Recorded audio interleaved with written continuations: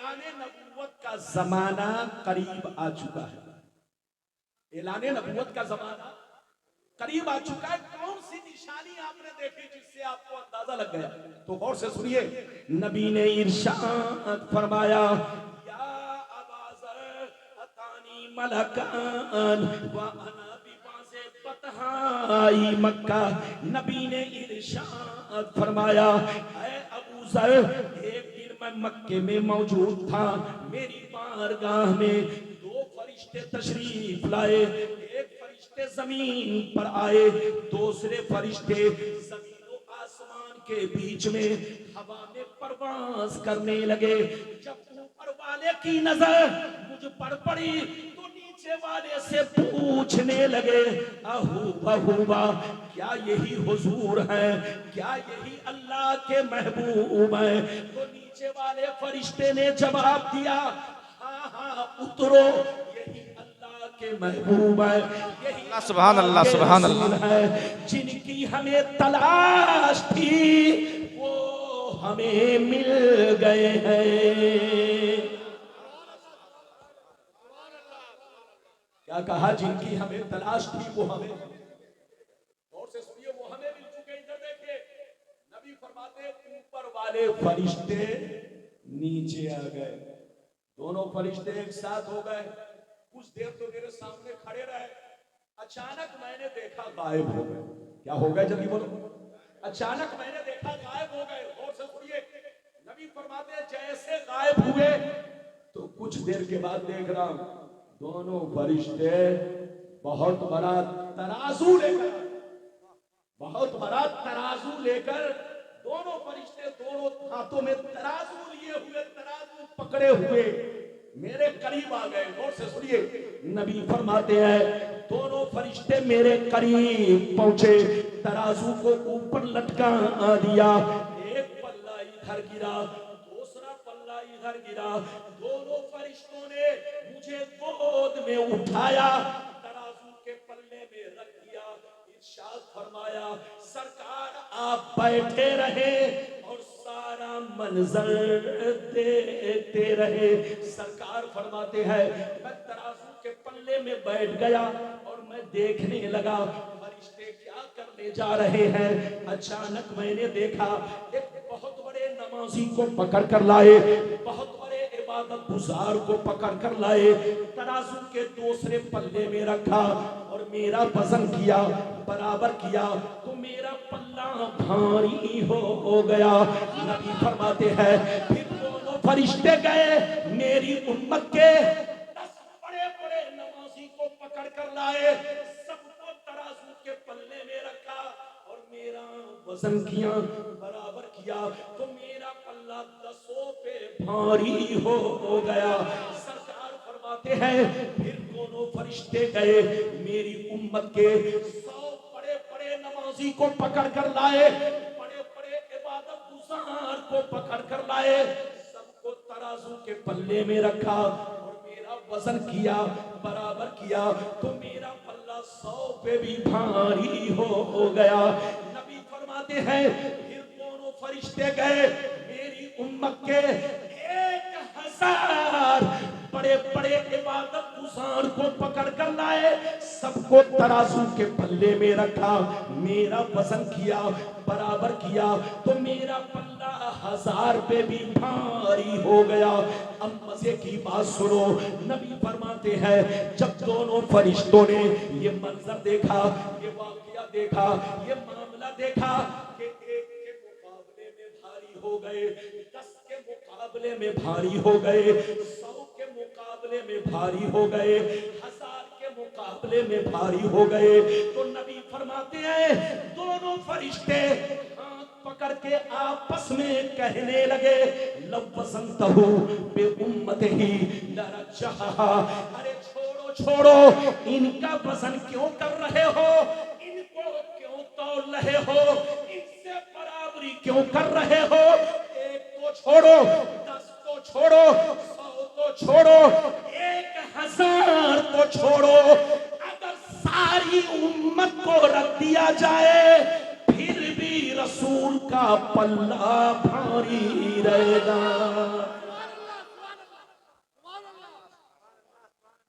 अल्लाह सुभान अल्लाह, बेशक नारे तकबीर, नारे रिसालत, सुभान अल्लाह सुभान अल्लाह। मैंने कहा इसको इस तरफ की आवाज को बंद करो। अरे इसकी आवाज ये वाली या तो उधर घुमा दो।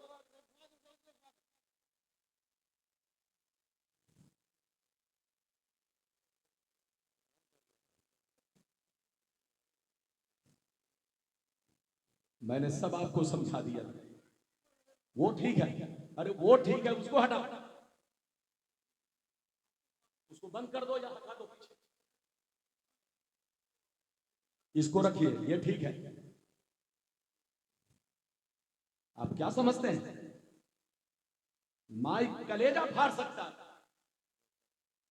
अगर सही से सेटिंग ना हो तो सीने पर बहुत लोड पड़ता है। ये बताइए, मैंने आपको जो हदीस सुनाई समझ में बात आई? बोलो समझ में आई?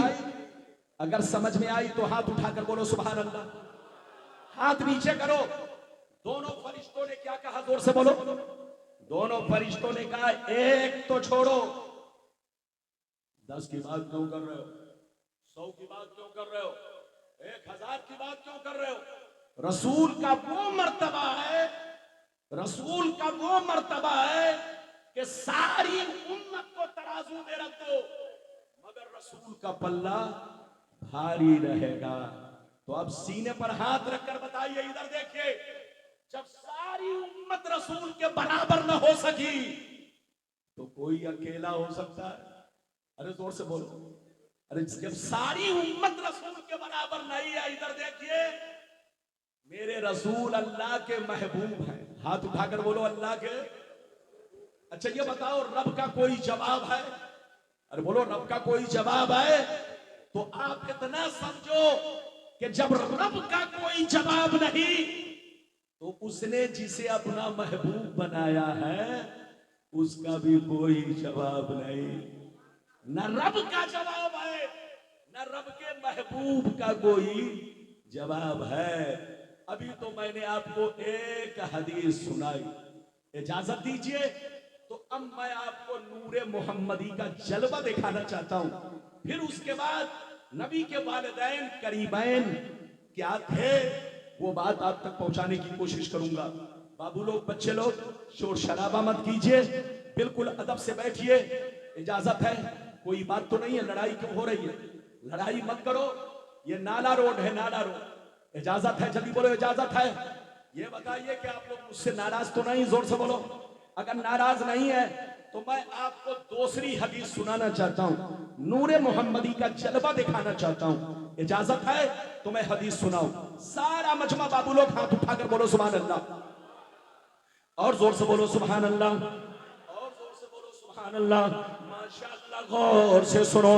मुस्तदरक लिल हाकिम किताबुत तारीख जिल्द सानी सफा नंबर 615 अन उमर इब्न अल-खत्ताब रज़ियल्लाहु तआला अन्हु क़ाल क़ाल रसूलुल्लाह सल्लल्लाहु तआला अलैहि वसल्लम लम्मा तरफा आदमुल खतिया फ़क़ाल या रब्बी अस्अलुका बिहक़्क़ि मुहम्मदिन लिमा गफ़रत ली फ़क़ाल अल्लाहु तआला या आदम कैफ़ अरफ़्त मुहम्मदन वलम अख़्लुक़हु फ़क़ाल आदम या रब्बी लम्मा ख़लक़तनी बियदिका व नफ़ख़्त फ़ी मिन रूहिका फ़रफ़अतु रासी फ़रअयतु अला क़वाइमिल अर्श ला इलाहा इल्लल्लाह मुहम्मदुर रसूलुल्लाह फ़अलिमतु अन्नका लम तुज़िद इला इस्मिका इल्ला अहब्बल ख़ल्क़ि इलैक फ़क़ाल अल्लाहु तआला या आदम सदक़ता इन्नहु लहब्बुल ख़ल्क़ि इलैया उदऊनी बिहक़्क़ी क़द गफ़रतु लक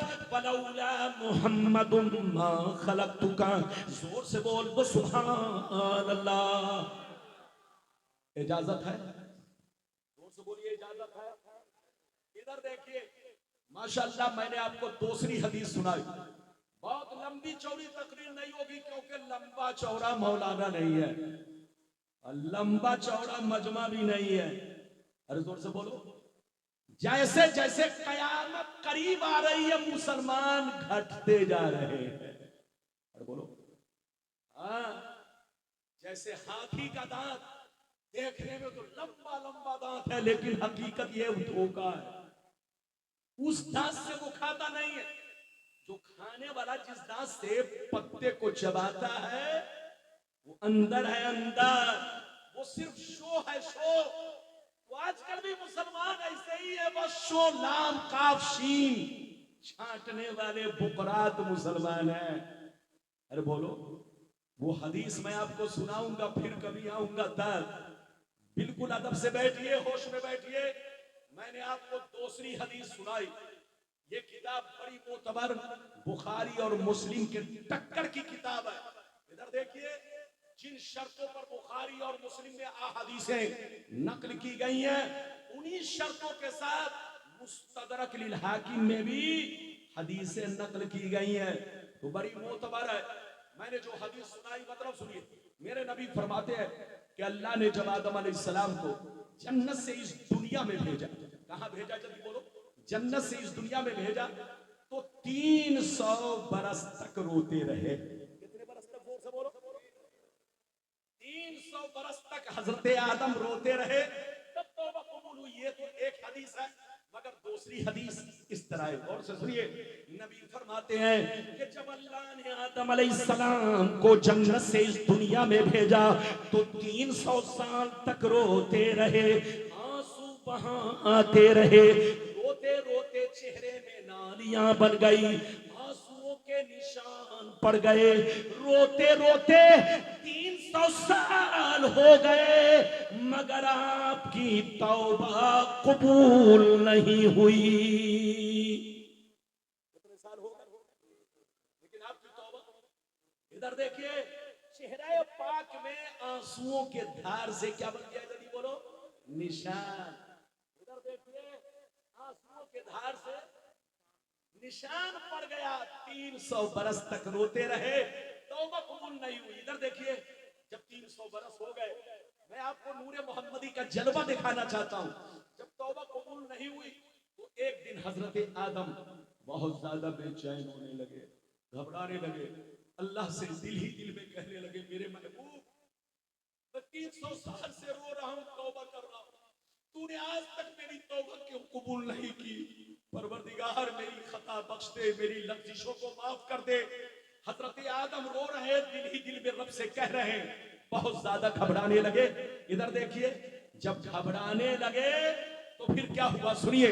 अल्लाह ने जिब्रील को हुक्म दिया, ऐ जिब्रील, जाओ जाओ, आदम के पास जाकर आजान कहो, आदम के पास जाकर आजान कहो, ताकि आजान को सुनकर आदम के दिल को करार मिल जाए, आदम के दिल को सुकून मिल जाए, आदम की बेचैनी खत्म हो जाए, आदम के आत्मा को शांति मिल जाए। हजरत जिब्रील आए, आजान देने लगे, कहा अल्लाहु अकबर, अल्लाहु अकबर। हजरत आदम ने भी कहा अल्लाहु अकबर, अल्लाहु अकबर। हजरत जिब्रील ने कहा अशहदु अल्ला इलाहा इल्लल्लाह। हजरत आदम ने भी कहा अशहदु अल्ला इलाहा इल्लल्लाह। लेकिन मजे की बात सुनिए, जैसे जिब्रील ने अशहदु अन्ना मुहम्मद रसूलुल्लाह कहा, इतना सुनते ही हजरत आदम झूमने लगे, मचलने लगे, अल्लाह से रो रो के कहने लगे, अल्लाहुम्मा इन्नी अस्अलुका बिहक़्क़ि मुहम्मदिन लिमा गफ़रत ली। ऐ मेरे परवरदिगार, मैं 300 साल से रो रहा हूँ, आंसू बहा रहा हूँ, तूने मेरी तौबा को कबूल नहीं किया।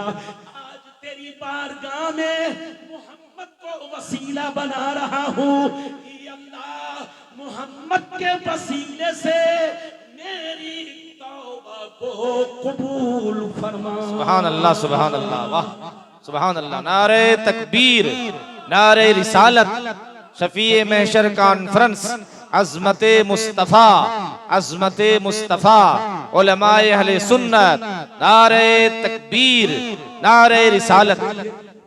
जैसे हजरत आदम ने मेरे नबी का नाम लिया, जल्दी बोलो, जैसे हजरत आदम ने मेरे नबी का नाम लिया, इधर देखिए, तो गैब से आवाज आई, या आदम, कैफ अरफ्त मुहम्मदन वलम अखलुकुहु, आय आदम ये बताओ, अभी मैंने मोहम्मद को दुनिया में नहीं भेजा है, अभी मैंने मोहम्मद को दुनिया में नहीं भेजा है, तूने मोहम्मद को कैसे पहचान लिया, तूने मोहम्मद को कैसे पहचान लिया?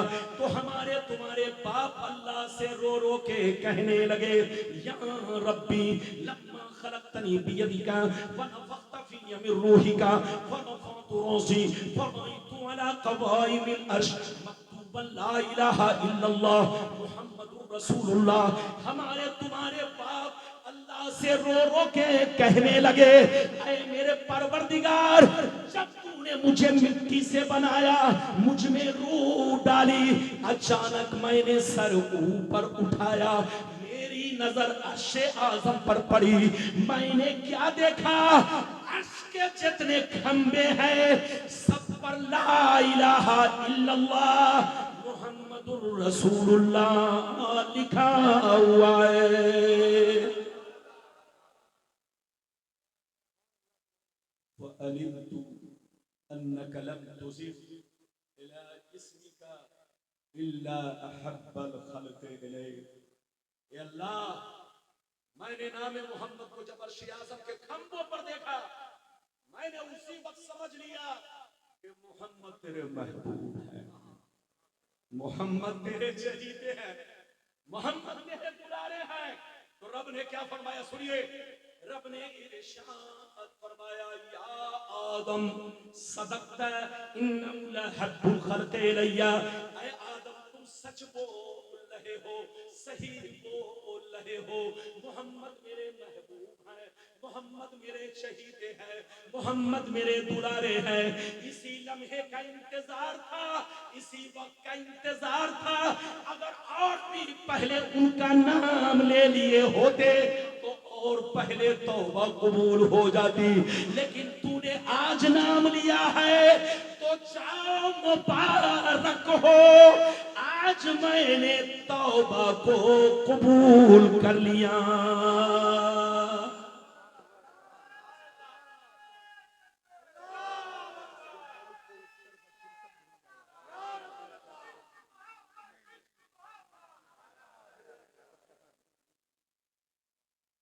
कितने लोगों ने हदीस सुन लिया? हाथ उठाकर बोलो सुभान अल्लाह, और जोर से बोलो। ये हमारे लालगंजी वाले भाई कहाँ जा रहे हैं? आप ये मत समझिए कि 20 वर्ष के बाद हजरत आए तो किसी को पहचान नहीं रहे। हजरत सबको पहचान रहे, कौन मुन्नू है, कौन टुन्नू है, कौन फुन्नू है, सबको पहचान। इसलिए आप ये मत समझिए आप जलसे से उठ के भी जाएंगे तो मैं पहचान लूंगा। आप अदब से बैठिए। कितने लोगों ने हदीस सुन लिया? हाथ उठाकर बोलो सुभान अल्लाह, हाथ नीचे करो। अभी आपने जो दूसरी हदीस सुनी, इसमें नूरे मोहम्मदी का जलवा देखा। इधर देखिए।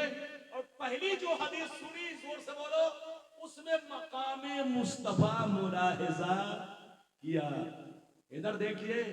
ऐसे तो हदीसें बहुत हैं, लेकिन चूंकि आपका प्रोग्राम मुख्तसर वक्त तक चलेगा तो मुझे अपने मौजू को भी समेटना है।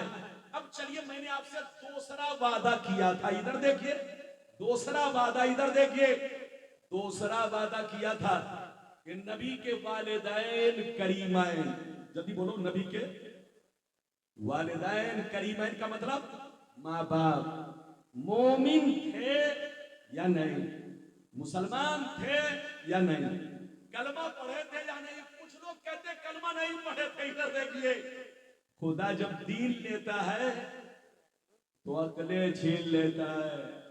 जब गीदड़ की मौत आती है तो नाला रोड में भागता है, और जब किसी की किस्मत में जहन्नमी होना लिख दिया जाता है तो डॉलर और रियाल की तरफ भागता है।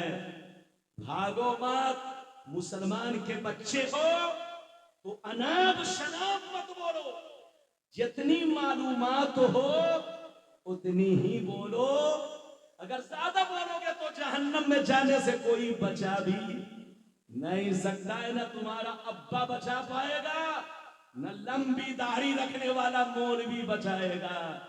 बचाएगा तो बोलो कौन? तुम्हारा ईमान तुम्हें बचाएगा।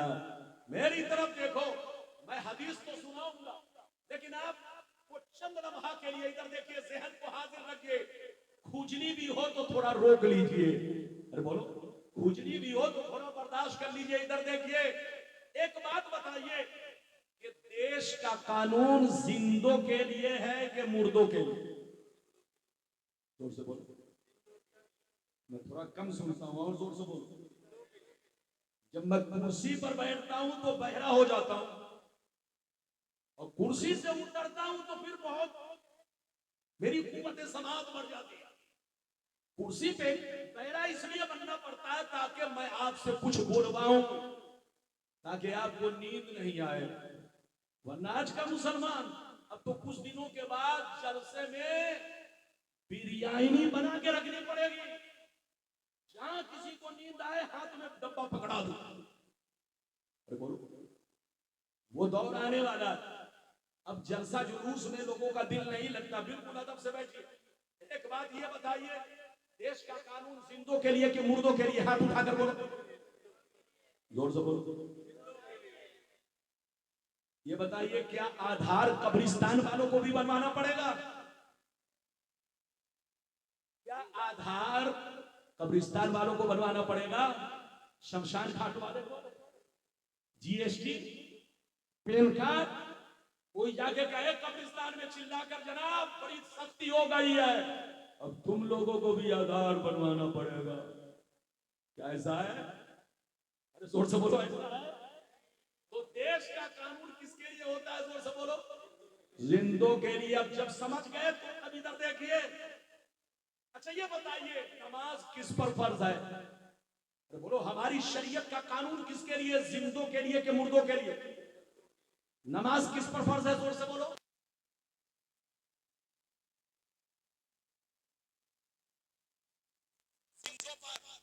हज किस पर फर्ज है?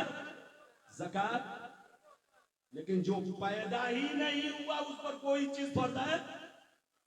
या पैदा तो हुआ मगर मर चुका है, तो क्या उस पर कोई चीज फर्ज है?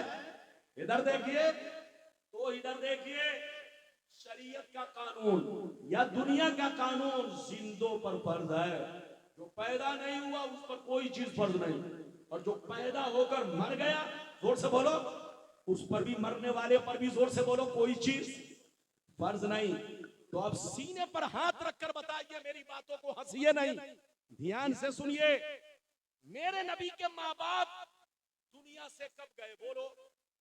मेरे नबी जब मां के पेट में थे, शिकमे मुबारक में थे, तो उनके अब्बा हुजूर हजरत अब्दुल्ला 25 साल की उम्र में दुनिया से चल बसे। मेरे नबी ने अपने अब्बा का चेहरा तक नहीं देखा। मेरे नबी ने अपने बाप का, बोलो, चेहरा तक नहीं देखा। वालिदे किरामी का चेहरा तक नहीं देखा। और जब मेरे नबी की उम्र शरीफ 6 साल की हुई तो आपकी वालदा दुनिया से चली गई। उन्होंने भी, बोलो, नबी की नबूवत का जमाना, जोर से बोलो, नहीं देखा। अच्छा ये बताओ, मेरे नबी ने ऐलान कब किया? जल्दी बोलो। 40 साल की उम्र में। अरे बोलो, कब किया ऐलान? जोर से बोलो। 40 साल की उम्र में। इधर देखो, और ये दोनों नबी के माँ बाप दोनों, बोलो, कब दुनिया से गए? जब मेरे नबी माँ के शिकम में थे तो अब्बा का साया उठ गया, अब्बा दुनिया से चल बसे। और जब मेरे नबी 6 साल के थे तो अम्मी दुनिया से चली गई। और नबी ने ऐलान नबूवत किया, बोलो, 40 साल की उम्र में। तो इन्होंने ऐलान सुना ही नहीं, नबूवत का जमाना पाया ही नहीं। जब पाया ही नहीं तो इन पर कलमा पढ़ना फर्ज नहीं हुआ। हाथ उठाकर बोलो, कलमा पढ़ना फर्ज। अच्छा एक बात बताओ, नमाज किस पर फर्ज होगी? वक्त होने पर के बिला वक्त? जोर से हाथ उठाकर बोलो। ये बताओ, अभी कितने बज रहे हैं? लगभग 11:30। बोलो 11:30, 11:22 हो गए। घड़ी तो नहीं है लेकिन अंदाजा है। इधर देखिए, 11:22 हो गए ना। अगर कोई 11:22 पे आज की फज्र की नमाज कोई पढ़ना चाहे तो होगी, जोर से बोलो। और कल आने वाली जोहर की नमाज, असर की, बोलो, कल आने वाली मगरिब, क्यों? इसलिए कि नमाज उस वक्त फर्ज होगी जब वक्त होगा। अरे बोलो, वक्त नहीं तो नमाज फर्ज नहीं। एक मसला बड़ा शानदार सुन लो, अगर कोई मुसलमान 6 नमाजों तक कंटिन्यू बेहोश हो जाए बीमारी की वजह से, अल्लाह की जानिब से हो, ये नहीं कि शराब पिला दिया गया हो, ये नहीं कि नशा की दवा खिला दिया गया हो, ये नहीं कि बोलो किसी बंदे ने उसको कोई डोज दे दिया हो, बंदे का दखल ना हो, बीमारी की वजह से हो, अल्लाह की तरफ से हो, अगर कोई 6 नमाजों तक कंटिन्यू बेहोश रहा और 6 नमाजों के बाद उसको होश आया, तो ये 6 नमाजें उसकी माफ हो गई। जोर से बोलो, ये 6 नमाजें, हाथ उठाकर बोलो, ये 6 नमाजें उसकी। ये तो कम से कम 6 नमाज है। और अगर 2 महीना तक बेहोश रहा तो 2 महीना की नमाज माफ। साल भर बेहोश रहा और साल भर के बाद होश आया, जल्दी रखिए, बहुत कीमती बात है, बहुत कीमती बात है, इसको सुन लीजिए, 2 मिनट के लिए सुन लीजिए। इधर देखिए, कम से कम कितनी नमाजें, जोर से बोलो, अरे बोलो कितनी नमाजें? अगर 6 नमाजों तक कोई अगर बीमारी की वजह से क्या रहा, जोर से बोलो, बेहोश रहा, तो होश आने के बाद, अरे बोलो, होश आने के बाद ये 6 नमाजें उसकी, जोर से बोलो, माफ हो गई। और अगर 2 महीना तक बेहोश रहा तो 2 महीना, साल भर तक बेहोश रहा तो साल भर। ऐसे ही रमजान का रोजा, इधर देखिए, किसी ने ईद रमजान का चांद देखा, इधर देखिए, और सुबह सादिक से पहले, नियत करने से पहले पहले बेहोश हो गया और 1 महीना तक बेहोश रहा। जैसे ईद का चांद निकला तब होश आया, तो अब होश आने के बाद उस पर रमजान के रोजे की कज़ा, रोजे भी माफ हो गए, नमाज भी माफ हो गए। ऐसे ही औरतों से एमसी की हालत में अगर नमाज कज़ा हो जाए, बोलो मुद्दत में, तो वो नमाज भी माफ है। लेकिन इस मिसाल से मेरा कोई ताल्लुक नहीं, मैं जो मिसाल दे रहा हूं अपना मकसद समझाने के लिए। इधर देखिए, 6 नमाजें बेहोश, 6 नमाजों तक बेहोश रहा, नमाज माफ हो गई। पूरा महीना बेहोश रहा, रोजे माफ हो गए, क्योंकि उसने वक्त नहीं पाया। अरे जोर से बोलो, क्योंकि उसने रोजे का वक्त नहीं पाया, जिस वक्त को पाया वो बेहोश था। अरे जोर से बोलो, बेहोश था, वो मौत की आगोश में था, तो उस पर रोजे भी नहीं, उसकी नमाजें भी माफ हो गई। तो मेरी तरफ देखिए, मेरे सरकार के अब्बा हुजूर ने, इधर देखिए, मेरे सरकार की नबूवत का जमाना नहीं पाया, वक्त नहीं पाया, नबूवत का जमाना नहीं पाया, नबूवत का वक्त नहीं पाया, ऐलाने नबूवत नहीं सुना, तो उन पर कलमा पढ़ना फर्ज, जोर से बोलो, कलमा पढ़ना फर्ज नहीं हुआ। अब अगर तुम कहते हो कि कलमा नहीं पढ़े थे, तो तुमसे बड़ा पागल दुनिया में कोई नहीं। अबे पगला, जब उनको वक्त ही नहीं मिला। एक बात और सुनते चलिए, मेरे नबी पैदा होते ही नबी हैं, जोर से बोलो, मेरे नबी पैदा होते ही नबी हैं, लेकिन पैदा होने के बाद किसी को ईमान लाना फर्ज नहीं है। 10 साल की उम्र में भी बोलो ईमान लाना फर्ज नहीं, 20 साल की उम्र में भी ईमान लाना फर्ज नहीं, 30 साल की उम्र में भी ईमान लाना फर्ज नहीं, 40 साल की उम्र में जब नबी ने ऐलान किया तब लोगों पर ईमान लाना फर्ज हुआ, उससे पहले फर्ज नहीं। तो नबी के माँ बाप भी दुनिया से ऐलाने नबूवत से पहले चल बसे, तो उन पर कलमा पढ़ना भी फर्ज नहीं। तो फिर क्या थे? अरे बोलो, क्या थे जब कलमा न पढ़े? तो फिर जन्नती है कि नहीं? हाँ हजरात, जन्नती है, मुबाहिद है। एक बात और ध्यान से सुनो, इधर देखो, एक बात और ध्यान से सुनो, मेरे नबी और ईसा अलैहिस्सलाम दोनों के बीच में 569 बरस का गैपिंग है। कितनी गैपिंग है? जोर से बोलो। हजरत ईसा, जल्दी बोलो, हजरत ईसा अलैहिस्सलाम और मेरे नबी, इन दोनों के बीच में फासला कितने दिन का है? जल्दी बोलो, जोर से बोलो, कितने दिन का? 569 बरस का। इधर देखिए, तो जो बेईमान लोग इस तरह की गुफ्तगू करते हैं उनसे कहिए कि मौली साहब 569 बरस तक कोई पैगंबर दुनिया में नहीं आए, कोई रसूल नहीं आए, तो क्या जितने इंसान थे सब जहन्नमी है? क्या तुम्हारा जवाब है? उनकी नानी मर जाएंगी, उनका बाप मर जाएगा, जवाब नहीं दे सकते हैं। 569 बरस तक कोई पैगंबर दुनिया में नहीं आए, कोई रसूल नहीं आए, तो क्या सब जहन्नमी है? नहीं, जहन्नमी वो है जो मुशरिक है, जहन्नमी वो है जो बुत परस्त है, जहन्नमी वो है जिसने अल्लाह के साथ किसी को शरीक समझा। लेकिन सुनिए, जो मुवहिद थे, जो अल्लाह पर ईमान रखते थे, जो अल्लाह को एक मानते थे, कभी बुत परस्ती नहीं की, कभी शिर्क नहीं किया, अल्लाह से मोहब्बत की, अल्लाह पर ईमान रखा, वो सब मुवहिद हैं। और उस दौर में जितने मुवहिद हैं सब जन्नती है। तो मेरे नबी के माँ बाप भी मुवहिद हैं, इसलिए वो भी जन्नती हैं।